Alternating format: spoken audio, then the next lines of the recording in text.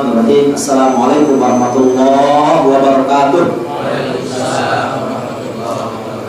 Alhamdulillahirabbil alamin. Nashkurullaha wa nahmaduhu wa nasta'inuhu wa nastaghfiruh wa na'udzu billahi min shururi anfusina wa min sayyiati a'malina. May yahdihillahu fala mudilla lahu wa may yudlilhu fala hadiyalah. Asyhadu an la ilaha illallah wahdahu la syarikalah wa asyhadu anna Muhammadan abduhu wa rasuluhu nabiyya ba'da. Allahumma shalli wa sallim wa barik ala Muhammadin wa ala alihi wa ashabihi wa man jahada fi sabilihi ila yaumil amma ba'du. Ayyuhal hadirun, ittaqullaha haqqa tuqatih wa la tamutunna illa wa antum muslimun.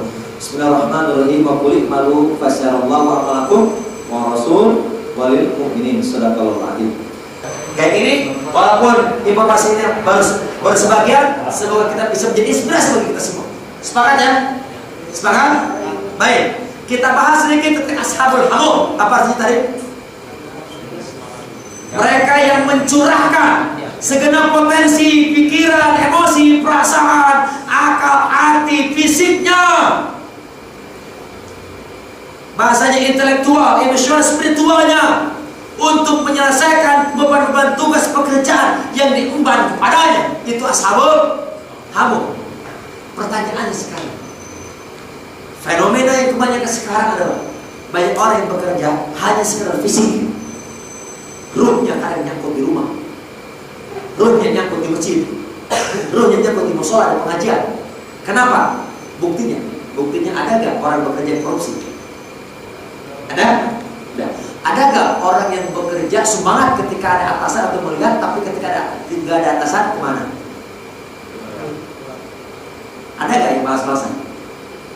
Ada gak yang datang ke kantor pagi-pagi niat ngabsennya karena niat ngabsen, habis itu hilang? Ada gak?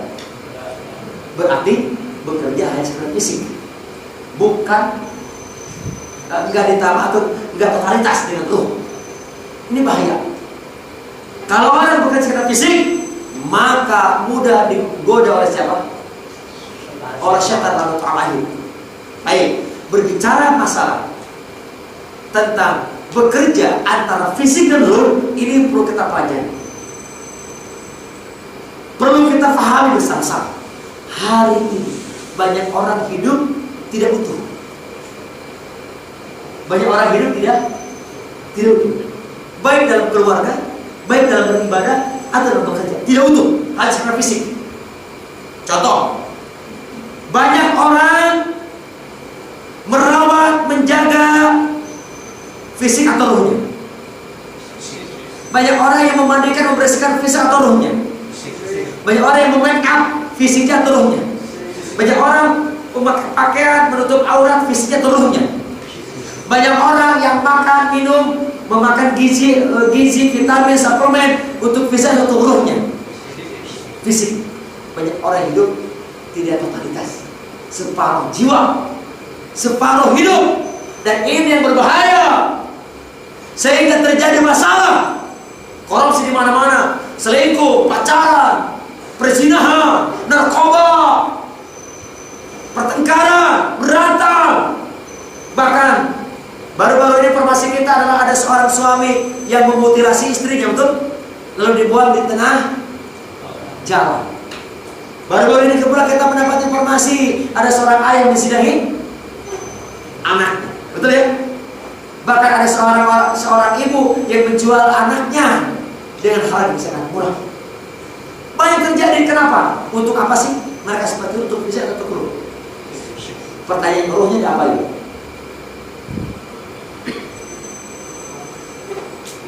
Tadi kita makan untuk fisik atau ruh? Fisik. Tidur untuk fisik atau ruh? Fisik. Makan minum untuk fisik atau ruh? Berobat? Fisik. Mandi? Fisik. Mau pakai baju, pakaian? Fisik. Begadang? Bekerja itu apa salah kita? Langsung to the point. Kita bekerja sama untuk fisik atau untuk ruh kita? Kalau untuk fisik pasti banyak masalah. Pengen tahu masalahnya? Yuk kita pelajari sedikit tentang antara bekerja antara fisik dan ruh. Sahabat sekalian, mari kita pahami Pelajaran penting peristiwa penciptaan manusia pertama. Terbuat dari apa manusia pertama? Dari tanah. Tanah itu bahan bakunya untuk fisik. Jadi fisik kita terbentuk bahan bakunya dari apa? Dari tanah. Sedangkan manusia punya dua unsur utama, unsur bumi sama unsur langit. Unsur bumi berupa tanah, jadilah fisik. Unsur langit berupa ruh, jadilah kita masih bergerak. Berarti yang menyebabkan kita bergerak apanya? Fisik atau ruh? Ruh. Kalau ruh diambil sama Allah, kira-kira bagaimana status fisik? Mati, mayat, jenazah. Saya pegang apa nih? Oke, saya taruh. Bergerak. Kenapa nggak bisa bergerak? Karena ruhnya sudah mati. Dia sekarang dia bergerak. Tolong perintahkan untuk berhenti. Perintahkan aja. Perintahkan yang semangat, yang kompak, bareng-bareng. Ada yang belum ngomong yang kompak, nggak mau dia. Tapi kalau saya perintahkan berhenti dia. Apa maknanya? Kenapa? Karena antum semua teman-teman tidak nempel, tidak menyentuh mic atau mikrofon. Yang menyentuh adalah saya, betul ya? Maka yang bisa memberhentikan gerakan mic ini adalah siapa? Yang menyentuh. Karena sekarang masih disentuh, saya bisa berhentikan. Sekarang ya, perhatikan. Tangan saya bergerak kan? Ketika saya bergerak, mic bergerak. Kenapa tidak bergerak? Karena satu tidak pegang. Tuh, walaupun mic itu tidak bergerak, tapi tetap tangan saya bergerak. Kenapa masih bergerak? Karena masih ada ruh, atau Allah masih titipkan ruh kepada kita, betul? Bayangkan ketika ruh diambil, status kita berubah menjadi mayat. Lalu kalau begitu fisik kita, kalau selama ini kita lebih mengandalkan mengutamakan fisik, makan demi fisik, minum demi fisik, tidur demi fisik, pakaian demi fisik, berjuang demi fisik, bekerja demi fisik. Lalu apa bedanya kalau tanpa roh kita dengan mic? Apa bedanya? Kita dengan bangku, kita dengan karpet, kita dengan tanah. Apa bedanya kalau begitu? Masih ada harganya orang yang tampan yang cantik ketika harus didapur sama Allah? Kedudukan posisi, mau presiden, mau menteri, mau gubernur, mau direktur, mau presidir, mau komisaris, mau apapun, kalau tidak ada rohnya masih gak berguna, masih ada harga. Berarti kalau begitu pertanyaannya, saham terbesar bagi manusia apa? Tolong dijawab semuanya. Saham terbesar bagi diri kita adalah fisik atau roh? Fisik atau roh? Ketahuilah, saham terbesar bagi diri kita adalah roh. Tapi pertanyaannya, kenapa selama ini kita lebih mengutamakan fisik daripada roh? Istighfar kepada Allah. Disinilah masalahnya. Ketika orang hidup, orang beribadah atau bekerja sekedar fisik, pasti banyak masalah, pasti banyak kecewa, pasti banyak gerutu-gerutu. Apa gerutu-gerutu? Gedrumal-gedrumal. Ngomongin atasan, ngomongin bawahan, nyumpahin bawahan. Ada yang tega lagi, orang tua sendiri diomongin, istri, suami diomongin, betul gak? Kenapa? Karena fisik. Sahabat, banyak orang hari ini datang ke dokter, hidungnya supaya diapain? Wajahnya, kulit yang tadinya wajah abu-abu supaya diapain? Dipermak supaya putih, betul gak? Mata yang sudah dahsyat diciptakan Allah, ditambah-tambahin lagi pakai apa? Lensa. Bulu mata yang cantik yang diciptakan Allah sangat indah, ditambahin, maka yang dihapus, betul gak? Demi apa? Fisik atau roh? Fisik atau roh? Hidung dimancungin demi fisik atau roh? Oke, ada lagi, mohon maaf, sebagian daripada saudara kita alat kelamin pun diganti, dirubah, betul gak? Demi fisik atau demi roh? Demi fisik. Pertanyaannya, roh selama ini ngapain? Sering terkalahkan. Jika roh sering terkalahkan, seolah sebuah perkataan yang indah perlu kita renungkan, mau direnungkan. Jika engkau lebih mengutamakan fisik, maka layaknya engkau hidup seperti mayat-mayat berjalan.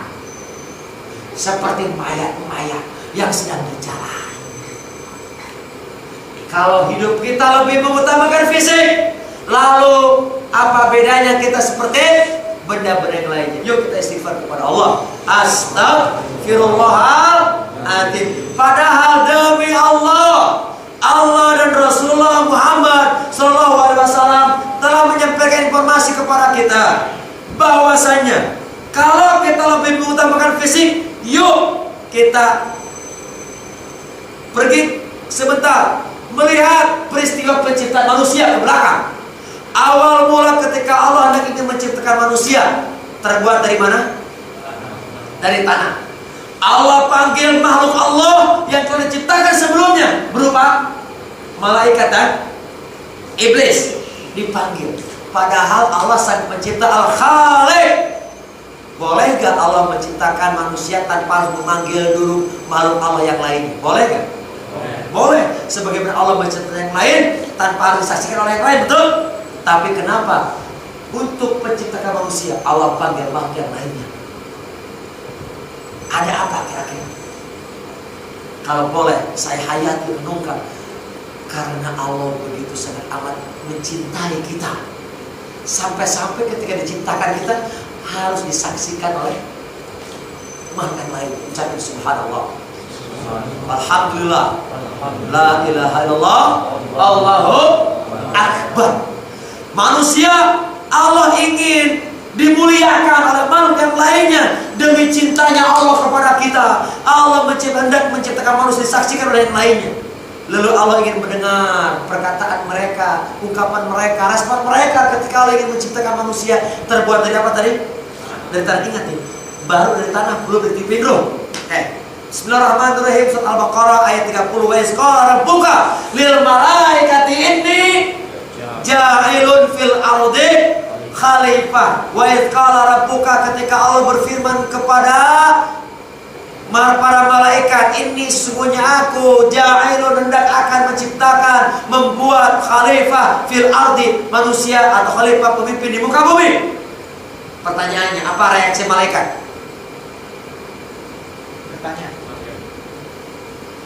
Pertanyaan, tapi soal pertanyaannya seperti kita lagi rapat nih, seperti interupsi Allah gitu. Seperti lagu terdapat kemarin di Purnama PBN. Betul ya? Interupsi. Ini kalau boleh tahu ini asas bagaimana Allah mengajarkan demokrasi di ayat ini. Allah sang pencipta bisa aja, gak usah apa namanya? Gak usah manggil yang lain sampai malaikat interupsi. Boleh gak malaikat interupsi? Boleh lah, di firmannya begitu. Apa interupsi malaikat? Soalnya malaikat interupsi. Ataj'alu may yufsidu fiha wa yasfiku dima. Wahai Allah, kenapa engkau hendak menciptakan manusia di muka bumi, sedangkan ketika engkau sudah menciptakan kelak mereka di muka bumi, mereka akan banyak melakukan kerusakan, pertengkaran, permusuhan, iri dengki, egois, sombong, saling menghina, menghujat, tawuran, bahkan saling membunuh antara mereka. Bapak Ibu hadirin sekalian, mohon dijawab. Membuat kerusakan, saling bertengkar dan marah atau membenci sampai membunuh, itu lantaran mengutamakan fisik atau ruh? Karena fisik atau karena ruh? Fisik. Karena memang ketika itu Allah belum meniupkan ruh. Sudah terbentuk tapi belum meniupkan ruh. Malaikat protes seolah. Ingat, ini seolah nih menurut saya. Dengan interupsi tadi, ataj'alu fiha may yufsidu fiha wa yasfiku dima. Lalu apa reaksi komentar iblis kira-kira? Mau menerima nggak? Mau menghormati, memuliakan manusia nggak? Tidak. Apa komentar iblis? Sampai Allah berfirman, wahai iblis, apa yang membuatmu sombong tidak mau memuliakan manusia? Ketika aku sudah menciptakan dengan kedua tanganku? Apa ngomongnya iblis? Ana khairum minhu khalaqtani minan nar wa khalaqtahu min tin. Aku lebih baik daripadanya. Engkau ciptakan aku dari api, sedangkan engkau ciptakan manusia dari tanah. Itu kata siapa? Kata iblis. Bayangkan Allah membiarkan malaikat ikut interupsi. Allah membiarkan iblis untuk menghina. Bapak Ibu, hadirin sekalian, sebelum melanjutkan, kalau kita hanya sekedar mengutamakan fisik, maka malaikat sore ikut interupsi. Kalau kita ikut lebih mengutamakan fisik, maka jelas kita dihina oleh iblis laknatullah alaih. Kalau kita lebih mengutamakan fisik, lalu Allah berfirman dalam ayat yang lain, salah satu dalam ayat Ar-Ra'd, surat Ar-Ra'd, ketika itu aku tiupkan ruh kepada manusia dan aku persaksikan kepada mereka dan aku instruksikan kepada mereka, kata iblis, ketika aku sudah tiupkan ruh kepada jasad manusia, maka hendaklah kalian sujud. Apa reaksi malaikat ketika Allah meniupkan ruh? Sekonyong-konyongnya, apa sekonyong-konyongnya? Ujuk-ujuk. Apa itu?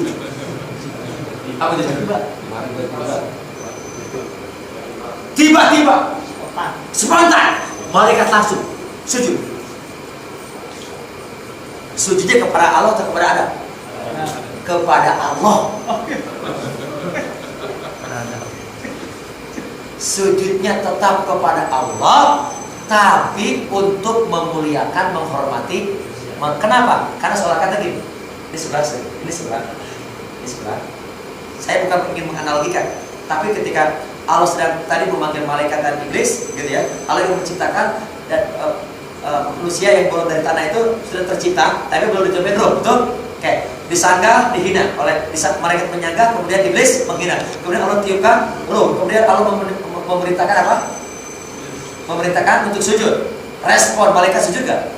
Sujud. Hakikat sujud bukan kepada manusia sebetulnya, tapi kepada Sang Pencipta. Tapi karena manusia di sebelah, gitu maksudnya di depan, maka otomatis sujudnya itu tetap kepada Allah, tapi untuk memuliakan, menghormati.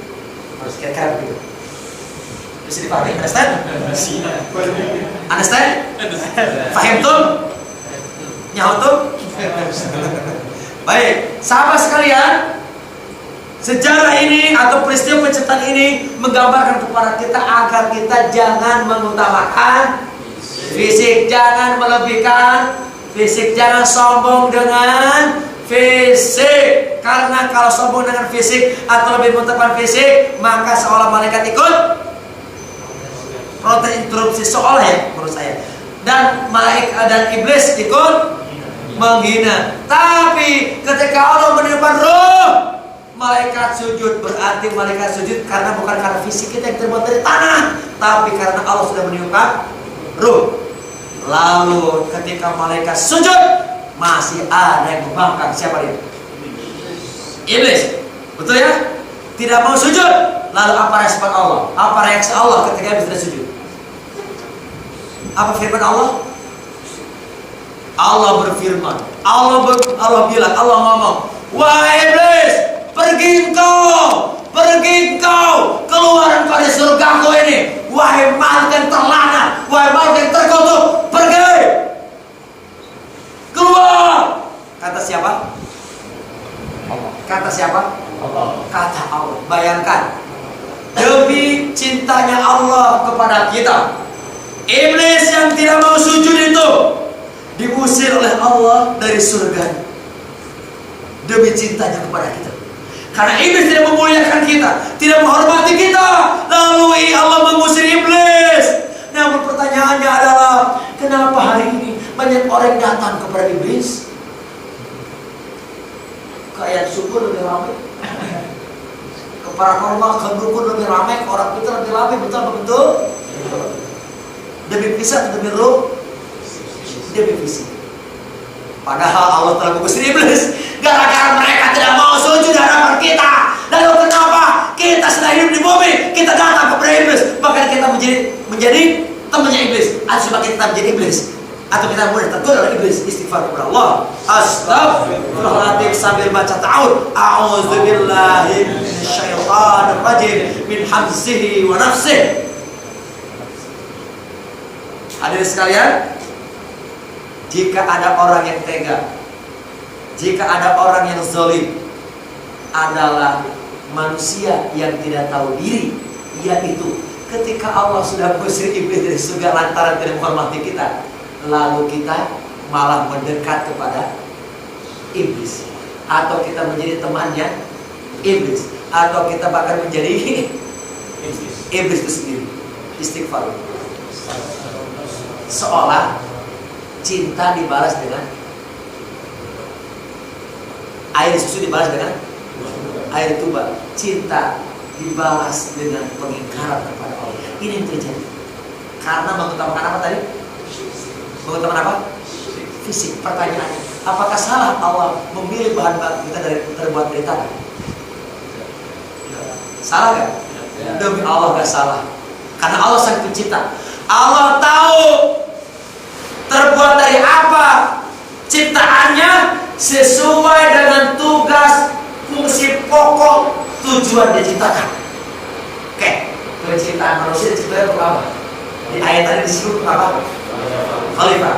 Berarti fisik diciptakan untuk mengemban amanah kekhalifahan. Oke? Dan khalifah itu diciptakan fil ardi, fil ardi. Di bumi, bukan di surga. Sepakat? Oke. Dan manusia terbuat dari mana? Dari tanah. Coba lihat hakikat tanah. Tanah itu hakikatnya menumbuhkan atau menghancurkan. Sifatnya bergejolak atau tenang.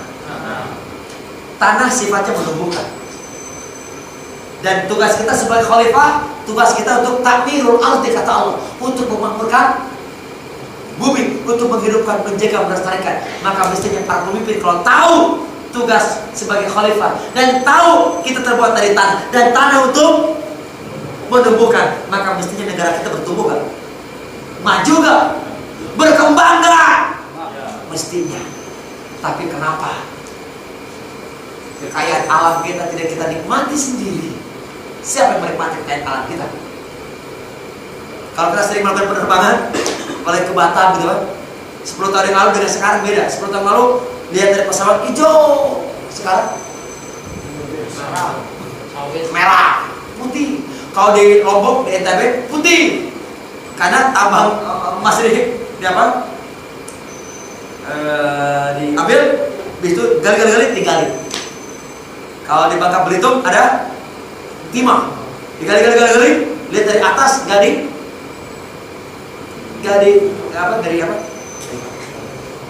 tanah lagi. Mereka pandai merusak tapi tidak pandai menumbuhkan. Ini yang pertama. Tidak salah Allah memilih kita bantuan dari tanah. Yang kedua, karena yang pertama tadi sesuai dengan tugas pokok kita sebagai khalifah, betul? Dan khalifah untuk memakmurkan dan tanah untuk menumbuhkan. Tugas yang kedua, rahasia kedua, kenapa kita terbuat dari tanah? Siapa yang mau tahu katakan? Yang mau tahu aja katakan, yang gak mau tahu gak usah katakan. Rahasia penting kenapa kita terbuat dari tanah. Mau tahu? Yang mau tahu angkat tangan sambil katakan saya mau tahu. Saya mau tahu. Sambil bicara, Sadana kasih tahu dong. Sambil mendengar kasih tahu gak ya? Mau tahu? Baik. Rahasia kedua, kenapa kita terbuat bahan baku dari tanah? Oke, ini terjawab kalau kita dulu pernah membahas masalah bab fikih. Bab pertama apa? Bab fikih. Ini pembahasan yang sering dilewatkan oleh para ustaz kita, para kiai kita, guru kita. Bab fikih pertama bab apa? Toharoh. Oke. Toharoh apa artinya? Bersuci dari apa? Najis dan hadas, betul? Nih, perintah Allah, perintah Rasul, kalau bersuci menggunakan apa? Menggunakan air. Kalau tidak ada air, maka tanah atau debu, betul? Maka sesungguhnya dari pelajaran bersuci ini, Allah sesungguhnya seolah ingin ngomong kepada kita, wahai hambaku, sesungguhnya engkau aku ciptakan dari air. Kalau tidak ada air, maka aku ciptakan engkau dari tanah. Dan tanah itu suci dan mensucikan. Maka sesungguhnya engkau suci, terbuat dari yang suci. Sesungguhnya engkau suci, tapi kenapa engkau najiskan dirimu? Engkau kotori dirimu. Istighfar dulu kepada Allah.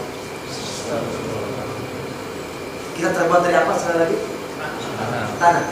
Tanah itu apa tadi? Suci. Berarti kita itu suci. Tapi apa? Banyak orang yang mengotori, menajiskan diri. Betul? Betul? Iya. respon ketika habis makan ngantuk itu lebih fisik berarti makannya, bukan dari ruh. Kelihatan kan? Habis dari sini komentarnya nggak sebacanya cuma 2, fisik atau borosan fisik ya, gitu. Kita gunakan persepsi logika, Allah bukan logika manusia. Sepakat? Ketika ada orang marah-marah, katakan engkau lebih mengutamakan fisik daripada ruh, maka sulit selesainya. Sepakat? Punya hutang diselesaikan fisik, gak selesai-selesai. Berantem bapaknya. Tapi kalau selesai ruh, dengan ruh, maka insya Allah akan ada kebijakan, akan ada cinta, kasih sayang. Sepakat sahabat? Kantorku, surgaku. Kantorku, surgaku. Kantorku, surgaku. Kita sedang berbicara bekerja antara fisik dan ruh. Dan Allah tidak selalu memilih kita bahan baku dari tanah. Rahasia pertama apa? Karena satu, sesuai dengan tugas fungsi pokok tujuan penciptaan. Yang kedua, karena tanah itu suci, berarti kita itu orangnya suci. Maka dalam surat apa yang la yamassuhu ilal, surat apa? La yamassuhu ilal mutahharun. Para ulama pasti beda pendapat. Jangan menyentuh mushaf Al-Quran kecuali kalian dalam keadaan suci.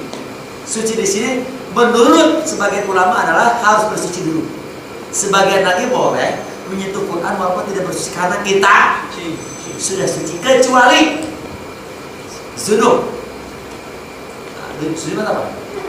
Ini yang sudah nikah pasti paham, yang belum nikah pasti tidak paham. Ini tingkat atas nih. Zunub saya, zunub mandi apa namanya zunub itu? Ada susah bersetubuh dengan suami istri, bukan dengan orang lain, atau mimpi. Udah nikah belum?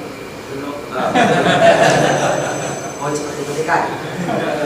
Saya punya calon perempuan di sini. Ada sekitar 150-an antri mencari laki-laki sejati.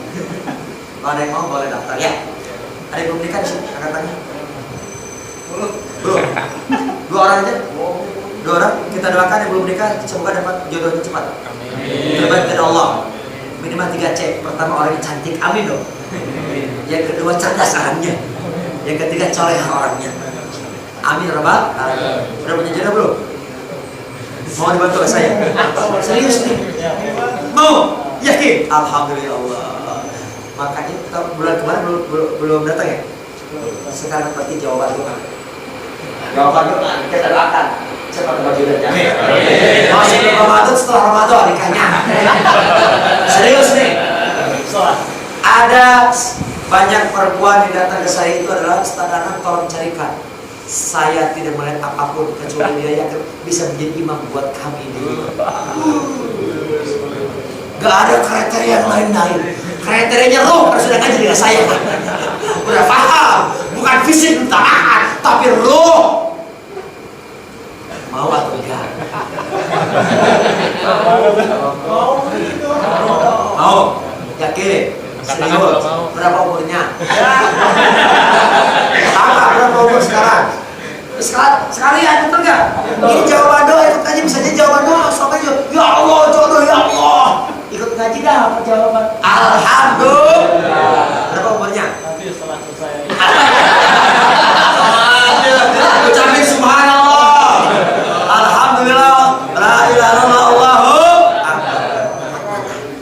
Mau yang mana nih? Mau yang manajer?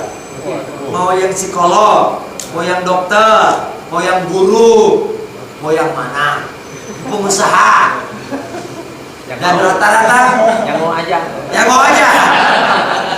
Banyak. Karena rata-rata ini biodata dari saya. Rata-rata yang minta kepada saya dia tidak lagi kriteria indikatornya fisik, indikatornya ruh. Yang bisa memimpin imam di rumah, yang bisa memahami kelebihan kekurangan, menerima apa adanya. Mau gak? Udah siap belum? Kapan siapnya? Masih sekolah. Oh masih sekolah. Ya udah booking aja dulu ya. Mungkin bisa jadi anaknya. Baik, nanti ya. Serius gak? Gak nunggu gembus. Terserah kalau mau nyari sendiri ya boleh, kalau mau dibantu juga alhamdulillah. Kok jadi kesana sih tema kita? Gak apa-apa, ini kan tema kantor surga. Sebelumnya buku nomor 2 adalah rumah surgaku. Jadi memang yang begini mereka untuk bekerja dan sudah menikah sebenarnya, tapi gak apa-apa. Baik, lanjutin sampai di mana tadi? Ini ada selingnya soalnya. Sedang bicara apa tadi kita? Sedang berbicara masalah tentang bahwa kita ini adalah suci, betul. Tapi kenapa banyak orang yang mengotori, menajiskan dengan mengutamakan fisik, makan berlebihan, makan yang haram-haram, yang subhat, betul? Karenanya Allah tidak ingin hamba yang suci dikotori. Karenanya Allah buat caranya apa kira-kira? Cara Allah mensucikan hambanya dari kotoran fisik, yaitu dengan membuat perintah di antara ibadah mahdoh. Salat untuk mensucikan kembali fisik yang kotor itu. Rasul bersabda di riwayat yang sahih, tahukah engkau jika ada di depan rumahmu sebuah danau atau sungai yang jernih, lalu engkau mandi 5 kali dalam sehari semalam, apa yang terjadi dalam tubuhmu? Para sahabat menjawab apa? Pasti tubuh kita bersih, betul? Begitu pun ketika engkau sholat, maka tubuh, fisik, mental, jiwa, raga, rohmu juga kembali menjadi suci. Berarti orang yang sholat itu adalah sedang mensucikan, menjaga kesucian diri.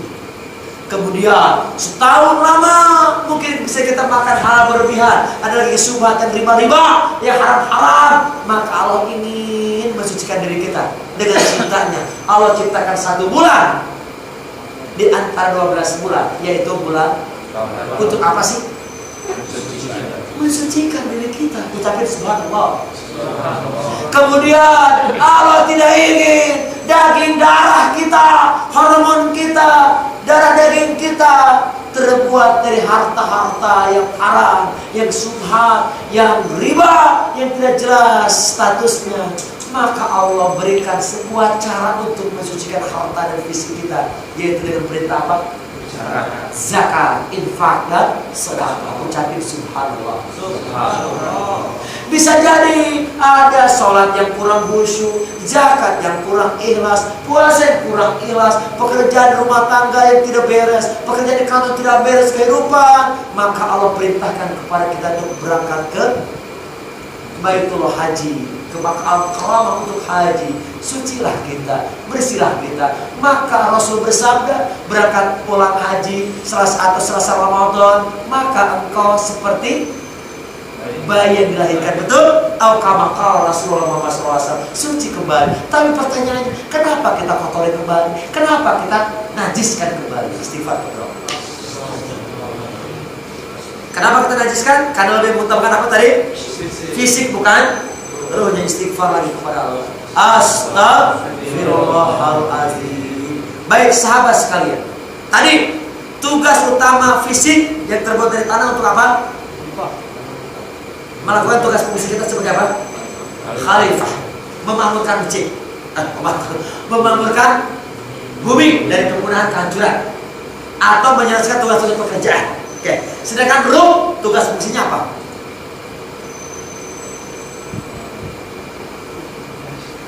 Tugas fungsi pokok ruh adalah untuk memudahkan kita taat melakukan ibadah kepada Allah Subhanahu wa taala. Itu tugas ruh. Berarti seharusnya ketika kita masih punya ruh, mestinya kita lancar gak beribadahnya, semangat gak beribadahnya, khusyuk gak beribadahnya. Khusyuk. Pertanyaan, ada gak orang yang ibadahnya malas-malasan? Oke. Bapak Ibu hadirin sekalian, rahimakumullah, semoga dengan analogi ini teman-teman sahabat semuanya hadirin sekalian mampu mengambil inspirasi. Tahu gak ikan? Hidupnya di mana? Air. Kenapa di dalam air? Karena Allah menciptakan bahan baku ikan untuk tugas pokoknya, yaitu berenang di mana? Di air, bernafas dalam air. Pertanyaannya, jika ada ikan di dalam air merasa kesulitan bernafas dan kesulitan untuk berenang, berarti ikan tersebut sedang sehat atau sedang sakit? Sehat atau sakit? Kenapa sedang sakit? Mestinya mudah bernafas, mestinya bernafasnya mudah dalam betul. Tapi kalau nafas dan bernafas sulit, berarti ikan tersebut sehat atau sakit? Oke, Bapak Ibu masih punya ruh? Masih punya ruh? Mestinya ketika ruh masih ada dalam diri kita, maka mestinya manusia mudah untuk melakukan ketaatan ibadah kepada Allah. Berarti ketika kita masih punya ruh dan kita malas beribadah, berarti sesungguhnya kita sakit atau sehat? Sakit atau sehat? Yang sakit apanya? Yang sakit bukan fisiknya, yang sakit apanya? Jiwanya. Jiwanya. Istighfar lagi. Ada yang tersinggung nih? Ada yang tersinggung gak? Kalau ada yang tersinggung, alhamdulillah berarti masih punya iman. Kalau saya materi saya sampaikan gak tersinggung, berarti iman sudah meleduk. Betul ya? Kalau ada yang tersinggung berarti masih ada keimanan ruh. Bergejolak kembali ruhnya. Oh iya, aku baru sadar. Kenapa ketika suara azan berkumandang, lalu aku berleha-leha, pada suara azan itu bukan sekadar suara azan, tapi Allah memanggil kita untuk mensucikan kembali jiwa raga kita. Berarti kalau ada suara azan berkumandang, kita masih berleha-leha, sungguh kita sedang sehat atau sedang sakit? Sudah sadar sekarang? Sudah waras sekarang? Angkat tangan kanan, pegang dadanya, istighfar. Angkat tangan kanan, pegang kepalanya, sambil geleng-geleng, gue banget. Sudah sadar sekarang nih sahabat sekalian? Insya Allah. Berarti kalau ada ibadah yang terlantar, berarti kita sedang apa? Sedang sakit. Kalau ada Al-Quran, di mana-mana ada Quran mudah sekarang. Bukan lagi zaman otoriter, orde baru, betul? Yang dimana berkumpul 2 orang lebih disebut kena undang-undang apa? Subversi. Di sini bebas sekarang. Mau sampai jam subuh pun betul? Kumpul dimanapun, dimanapun, kapanpun, berjam-jam pun. Sekarang bebas. Quran di mana-mana. Tapi kalau ada Quran, tapi jarang dibaca, berarti kita sedang sakit atau sedang sehat? Ramadan beberapa hari lagi. Di Ramadan semangat hatam Quran. Selesai Ramadan hatam pula, ditutup Qurannya masuk. Berarti Ramadan puasanya karena fisik atau karena roh? Fisik. Di Ramadan tarawih penuh, ramai masjid musola. Selesai Ramadan sepi kembali. Berarti Ramadan ibadah karena fisik atau karena roh? Oke. Di Ramadan tutup aurat. Selesai Ramadan nabrak. Berarti tutup auratnya karena fisik atau karena roh? Menjelang kampanye, banyak orang yang tidak punya peci, beli peci, pakai peci-pecian. Betul nggak? Agar terpilih, beli jilbab, pakai jilbaban. Betul nggak? Calon-calon yang kemarin seperti itu kira-kira. Tapi setelah jadi, lepas lagi, jilbab lepas, peci lepas. Betul? Hanya simbol. Itu karena fisik atau karena roh? Tadi sepanjang jalan pernah lihat foto-foto berseliweran nggak? Di jalan, ini aja di bawah pohon, panasan, kehujanan. Demi fisik, demi ruh. Demi fisik, demi ruh. Fisik. Istighfar. Sekali lagi, kalau hidup karena fisik, kalau bekerja karena fisik, kalau ibadah karena fisik, pasti capek, pasti penuh penyesalan, pasti penuh hanya lelah dan capek kita dapatkan. Sebagaimana Rasulullah SAW bersabda, "Rubba sha'imin laisa lahu min siyami laju wal atas." Berapa banyak orang yang berpuasa tapi tidak mendapatkan apa-apa dari puasanya kecuali apa? Atas. Bahasa Jawa apa atas? Keras, tapi dalam bahasa Arab atas. Atas haus, lapar. Dalam sebuah ayat minju. Ayo, surat apa? Minju. Surat apa? Sabis. Al-Quraish. Surat atau surat Al-Ilah. Ada Ila fi Quraish ila fi barimatas syita wa sayfal yaqulu rabb hadzal bait alladzi amau minju. Apa tujuh di sini? Kelaparan. Oke. Jadi ternyata walaupun orang banyak berpuasa nih, kata Rasul apa? Mereka banyak yang tidak mendapat apa-apa kecuali lapar dan dahaga. Berarti itu puasanya karena fisik karena roh.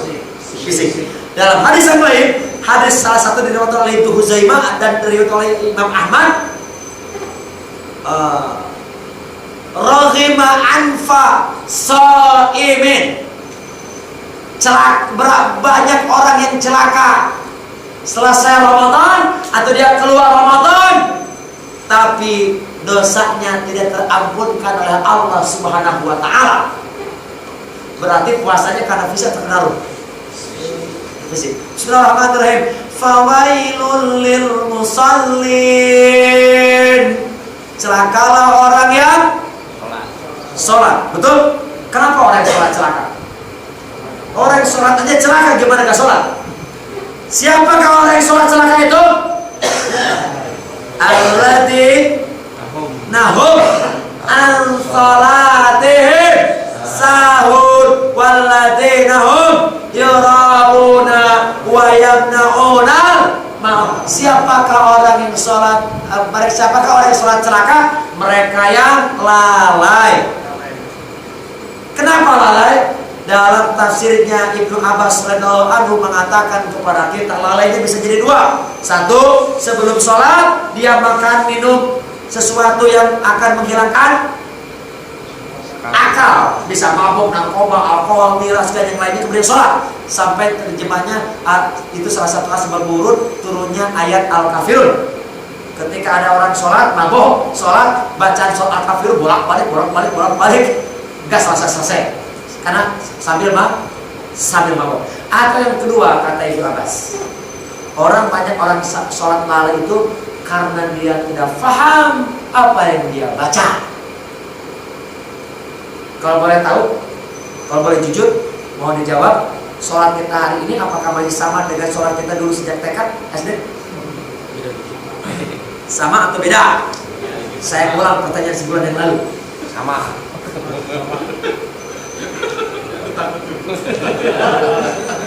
Beda lah dikit.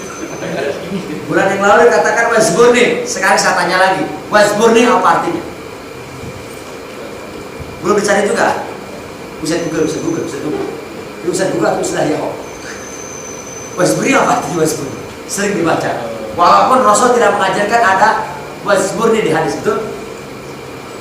Kalau dibaca apa artinya wasburni? Wasburni apa artinya? Kalau tidak tahu berarti kualitas sholat kita bisa jadi sama seperti dulu SD SMP. Oke, pertanyaannya lagi, apakah saum sudah berapa lama kita saum Ramadan? Sepanjang umur. Sudah sering ya? Bahkan mungkin nggak kehitung, padahal bisa kita hitung sesuai dengan umur kita kan? Seperti itu. Baik. Oke, apakah saum Ramadan tahun ini sama seperti puasa Ramadan pada usia TK atau SD? Sama atau tidak? Tidak. Beda atau sama? Baik, kalau beda saya tanya, apa arti saum? Apa artinya? Apa artinya? Kayak al-imsak, menahan. Oke. Ada berapa rukun saum? 3. Ayo, ada berapa rukun saum? 3. Udah berulang nih, puasa lagi, Ramadan lagi, ada saum sunnah Senin Kamis, ada Ayyamul Bid, betul? Ada kadang saum sunnah tengah bulan Ayyamul Bid, ada lagi saum sunnah yang disunahkan yang lain, baik di bulan, ada bulan Muharram, di bulan Sya'ban, di bulan Rajab. Pertanyaannya, ada berapa rukun saum? Ada berapa? 3. Tuh, ada 2, ada 3 tambah. Kemarin di bulan Ifrat ada 7, ada 8, ada 5. Masya Allah, kok bisa berbeda? Padahal Rasulnya 1. Kan demokrasi. Dan imam mazhab yang 4, yang 5, bahkan yang 10 sepakat dalam rukun saum. Ada berapa? Astagfirullahaladzim. Ada berapa? Mau dijawab? Ya Allah, usia udah tua ya Allah. Ramadan berulang kembali ya Allah besok. Nah, rukun saum berapa ya? Kalau nggak tahu berarti sama aja kualitasnya. Seperti bagaimana saum kita dulu TK, karena ikut kata orang tua, kata guru, kata ustaz kita istighfar. Ada berapa ya? Ini perlu kajian fikih saum nih kayaknya. Ada berapa?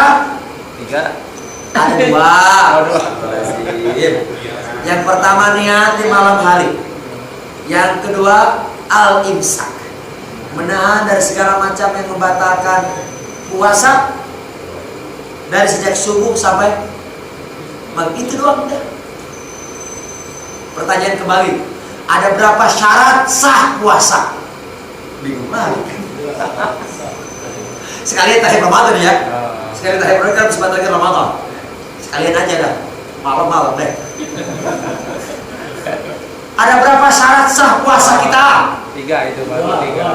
Tuh, 2, 3. Rukun tadi disebut 2. Imam Hasan sepakat. Imam Syafi'i, Hambali, Maliki, Hanafi, dan Imam yang lain sepakat. Rukun puasa cuma 2. Niat dan al-imsak. Sekarang syarat sah puasa. Saya kalau tanya lagi nanti rukun sholat ada berapa? Belum lagi. Syarat sah sholat ada berapa? Waduh, ini perlu dipelajari nih kayaknya. Nah makanya kajian ini penting adanya, betul? Mengulang kembali. Makanya sibuk dengan bekerja karena lupa kepada materi-materi agama kita. Ada berapa syarat sah puasa kita? 1. Islam, jelas. 2. Berakal. Orang yang tidak berakal tidak wajib. 3. Balik. Orang yang belum balik boleh puasa tapi belum diwajibkan. Batas balik apa tahu? Udah balik ya?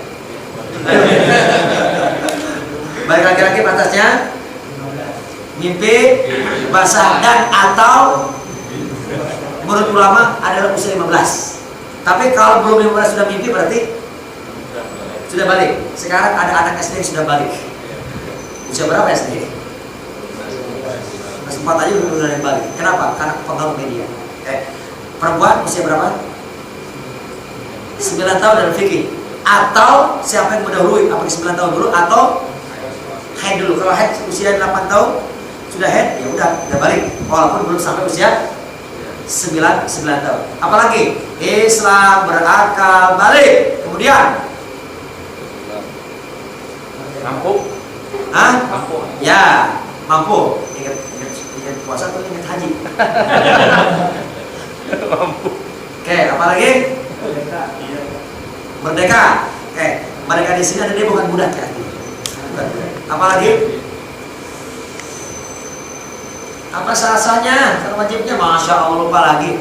Sudah masuk bulan Ramadan. Kalau belum masuk bulan Ramadan, maka puasanya Batal. belum bisa diniatin puasa Ramadan. Masya Allah. Masih ingat sekarang? Sudah ingat? Yuk, 1, 2, 3, 4. Mereka. Kemudian 5. Sudah masuk di bulan Ramadan. Sekarang ada berapa yang membatalkan puasa? Nah, belum. Selama ini kita tahu makan minum saja.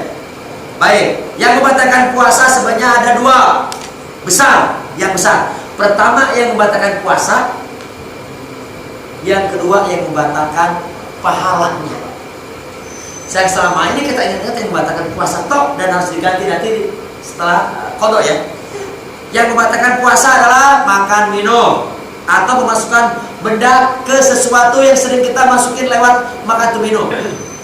Oke, lewat apa? Lewat mulut. Berarti kalau masuk air lewat mata, Nggak bisa. oh tetes mata deh, boleh nggak? Boleh. Tetes telinga? Boleh, tapi makruh. Boleh, tapi makruh. Kalau disuntik? Boleh. Tapi kalau diinfus? Infus nggak boleh. Kenapa? Karena infus adalah pengganti, zat pengganti makanan. Dia sudah batal. Nah, infus. Kalau disuntik? Kalau disuntik apa? Masih boleh. Oke. Apalagi yang membatalkan puasa? Tadi makan minum atau sesuatu yang dimasukin ke badan kita lewat jalan makan atau minum. Apalagi? Hubungan suami istri di siang hari. Bukan hanya dengan suami istri sebenarnya. Dengan binatang pun batal. Pokoknya keluar apa? Sperma yang yang disengaja, baik kepada istrinya, apalagi kepada istri orang lain, kepada orang lain. Kayak apa lagi? Bagi perempuan ada tambahan apa? Haid atau sedang nifas. Itu yang membatalkan apa? Puasa, dan wajib diqada sebanyak yang kita batal. Selanjutnya ada yang membatalkan pahala atau mengurangi kualitas pahala. Ini yang jarang kita pelajari. Ada berapa kira-kira? Banyak. Minimal ada 6. 1, tidak menjaga penglihatan. 2, tidak menjaga pendengaran. 3, tidak menjaga lisan. 4, tidak menjaga pikiran. Maksudnya apa? Pikirannya dipenuhi dengan hayalan-hayalan fisik, hayal-hayal dunia, sampai keluar air mani. Apalagi? Nah, kurang nih. Gak penyaluran soalnya, gak penyaluran. Gak penyaluran. Segera nikah. Kalau suami bisa penyaluran malamnya, malam di bulan Ramadan boleh gak? Boleh. Tapi yang menjaga gak ada penyaluran, maka cepat nikah. Allah dan Rasul sangat benci kepada bujangan yang mati sebelum menikah.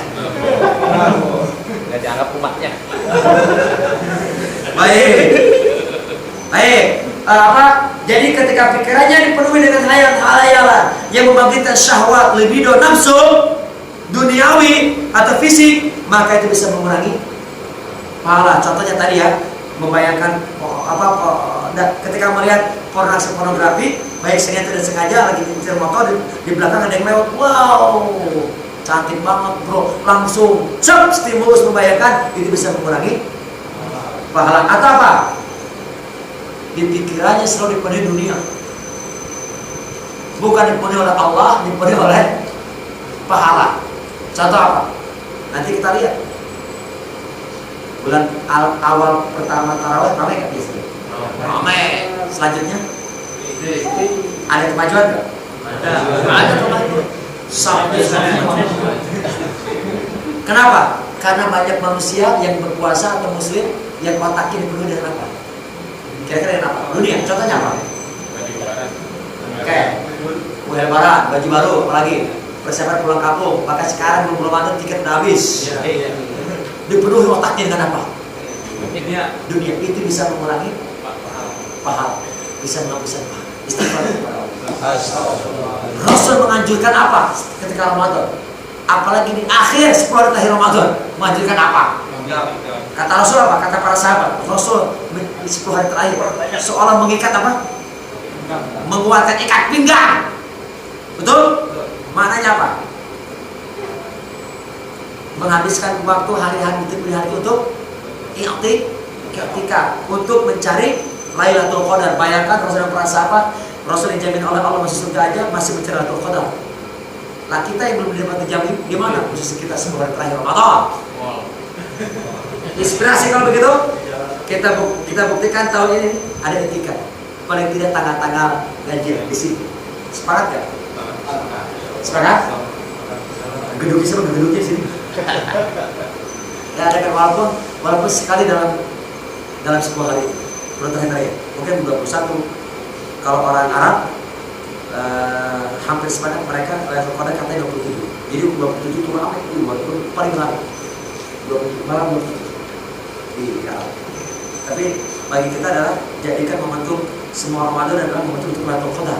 Jangan dipilih-pilih. Sepakat ya? Karena itu bagian dari rahasia Allah Subhanahu wa taala. Apalagi membatalkan pahala puasa. Tadi pikiran. Oke, ini. Apa nih? Perut. Ketika kita terlalu mengkonsumsi yang halal tapi berlebihan. Ingat nih, yang halal dan berlebihan itu dapat mengurangi pahala puasa. Apalagi yang haram. Yang halal pun boro-boro yang haram, yang halal pun ketika siang hari di bulan Ramadan diapain? Tahan. Maka ketika tiba maghrib, jangan balas dendam. Yang disunahkan takjil, dipercepat dalam hadis Sahih Bukhari Muslim. Dari kebaikan Islam seseorang adalah ketika dia mempercepat berbuka ketika saatnya. Ingat nih, ketika saatnya. Jangan mentang-mentang hadisnya mempercepat, belum maghrib boleh dipercepat. Belum azan katakan dipercepat. Oh, ada apa nih? Taman dipercepat seperti ini. Jangan kalau belum maghrib mah.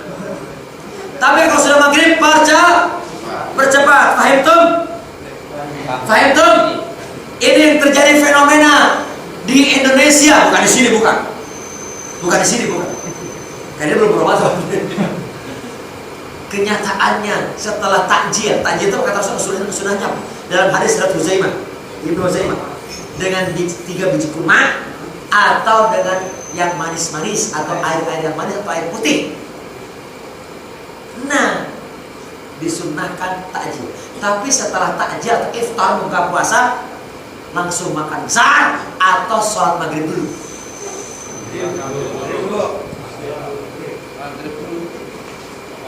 Makan besar dulu baru sholat maghrib atau maghrib dulu baru sholat makan besar? Kebanyakannya Makan dulu. Nah, berarti kalau makan dulu dia sedang mengutamakan fisik atau istighfar. Angkat tangan kanan, pegang kepala, katakan kena lagi. Sepakat sahabat? Sepakat? Jadi ketika dia habis iftar lalu makan besar dulu, berarti dia sedang mengutamakan apa?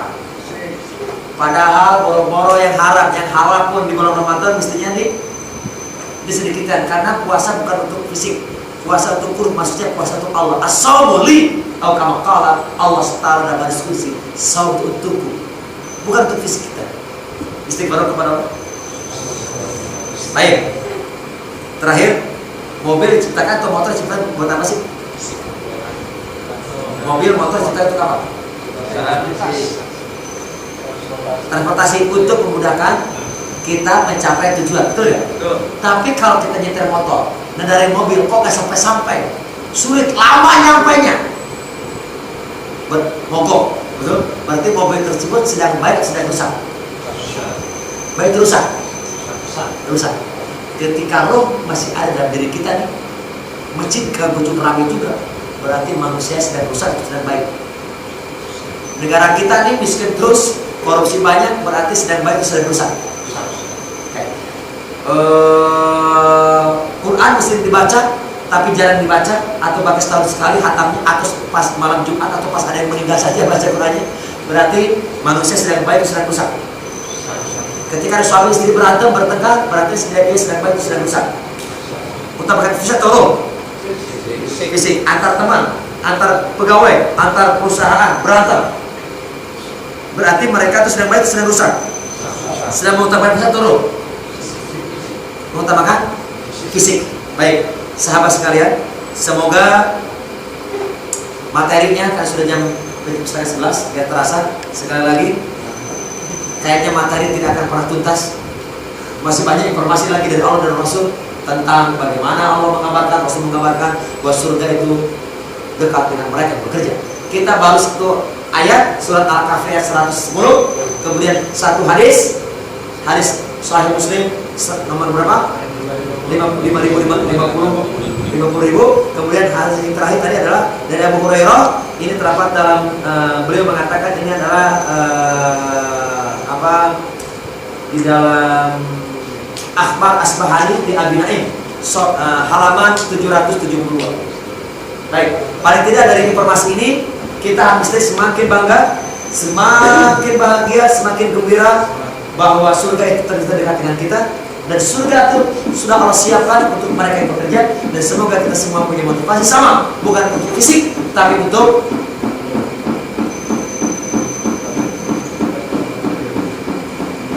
ini udah peringatan juga. Ini udah peringatan nih. Ya saya sabar, ini selesai. Semoga Allah kekal hidayah kita sampai husnul khatimah, dan semoga Allah bimbing kita dengan bimbingan hidayah yang tidak kepada cabut dalam hati kita, diberikan taufik diberikan rahmat kepada kita, kemudian kita diberikan istiqomah untuk taat patuh kepadanya, untuk bekerja sesuai dengan tuntunan Allah, tuntunan Rasulullah Muhammad SAW, sehingga pada akhirnya pekerjaan kita akan menjadi kendaraan kita masuk ke dalam surga Allah Subhanahu wa taala. Kita istighfar kepada Allah, astagfirullahaladzim, astagfirullahaladzim, astagfirullahaladzim, astagfirullahaladzim, astagfirullahaladzim, astagfirullahaladzim. Ya Allah ya Rabb, kami berkumpul di sini ya Allah, Engkau pasti tahu niat-niat kami ya Allah. Ya Allah, luruskan niat kami ya Allah. Jika ada di antara niat kami yang salah dan menyimpang ya Allah, ya Allah, berikan nilai dan pahala kepada kami jika ada di antara niat kami yang benar dan lurus kepadamu ya Allah. Ya Allah ya Rabb, terima segenap ibadah kami ya Allah. Setiap doa-doa kami ya Allah, setiap ruku sujud kami ya Allah, setiap khusyuan kami ya Allah, dan mabit malam ini ya Allah, terima ya Allah. Ya Allah ya Rabb, terima pula ya Allah amal pekerjaan perbuatan kami sehari-hari ya Allah, di kantor kami, di jalan kami, di rumah kami, atau dimanapun kami berada ya Allah. Ya Allah ya Rabb, jangan kau sia-siakan ibadah dan pekerjaan kami ya Allah. Sungguh sangat hina dan rugi jika engkau sia-siakan ibadah dan perbuatan kami ya Allah. Entah bagaimana caranya agar engkau ridho kepada kami, dan agar kami punya pintu dan kendaraan masuk ke dalam surga, kalau bukan lewat pekerjaan yang kau berikan kepada kami ya Allah. Ya Allah ya Rabb, kau telah berikan kepada kami informasi lewat kajian malam ini ya Allah, bahwa ternyata surgamu ternyata dekat dengan kami yang bekerja. Terima kasih ya Allah, jadikan pekerjaan kami sebagai kendaraan masuk ke dalam surga kami ya Allah. Ya Allah ya Rabb, maafkan kelalaian kami dalam bekerja, maafkan kehilafan kami dalam bekerja, maafkan kesalahan kami dalam bekerja, maafkan kekurangan ajaran dan kurang disiplin kami dalam bekerja. Maafkan jika kami menurunkan kualitas pekerjaan gara-gara sekadar gaji yang kurang dalam bekerja ya Allah. Maafkan kami ya Allah, ampunkan kami ya Allah. Allahumma inna nas'aluka ilman nafi'an wa amalan mutaqabbal wa rizqan wasi'an halalan tayyiban mubarakan fi wa shifaan min kulli da'i wa saqam, shifaan la yughadiru saqaman. Ya Allah, kami bermohon kepadamu, berikan ilmu yang bermanfaat ya Allah, khususnya kajian di malam ini ya Allah. Jadikan ilmu kami bertambah pula manfaat kami, bertambah pula keberkahan kami, bertambah pula ya Allah kemanfaatan kehidupan kami buat diri kami, keluarga kami, pekerjaan kami, masyarakat dan bangsa ini. Ya Allah, kami bermohon pula kepadamu ya Allah, terima pekerjaan kami, diberikan nilai kepada kami pekerjaan sebagai ahli surga ya Allah. Dan kami bermohon kepadamu ya Allah, berikan rezeki kepada kami yang banyak, yang luas, yang halal, yang barokah ya Allah, yang akan memenuhi kehidupan kami, yang akan memenuhi hajat kebutuhan kami, untuk anak, istri, keluarga kami ya Allah, sehingga kami dapat menyempurnakan agama kami, menyempurnakan ketaatan ibadah kami kepadamu ya Allah, sehingga keluarga kami mampu menutup aurat, mampu mudah menyelesaikan tugas-tugas pekerjaan keilmuan atau belajarnya, atau dalam menyempurnakan nilai rukun agama Islam dan keimanannya. Ya Allah, kami bermohon pula kepadamu, Allahumma ij'alna syifaan min kulli da'in wa saqamin, syifaan la yughadiru saqaman. Kami bermohon kepadamu kesembuhan Allah. Jika ada di antara kami yang sedang sakit, sembuhkan ya Allah. Jika ada di antara keluarga kami ya Allah, istri, suami, ayah, ibu, anak-anak kami sedang sakit ya Allah, sembuhkan ya Allah. Engkau yang memberikan kesembuhan kepada kami, Engkau yang menjaga merawat kami, sembuhkan ya Allah. Kami tidak tega melihat keluarga kami sedang sakit ya Allah. Kami tidak tega pola ya Allah, seorang istri yang mengurusi anak-anak yang sedang sakit, seorang istri yang mengurusi suami yang sedang sakit, seorang suami yang berjuang mengurusi istri yang sedang sakit, seorang anak yang mengurusi orang tua sedang sakit, seorang ayah ibu yang mengurusi anak yang sedang sakit. Sembuhkan ya Allah dengan penyembuhan yang tidak akan pernah datang kembali rasa sakitnya.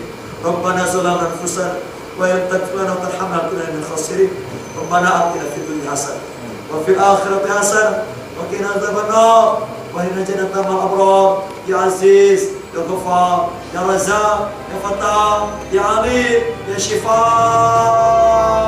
Ya Rabbal Alamin.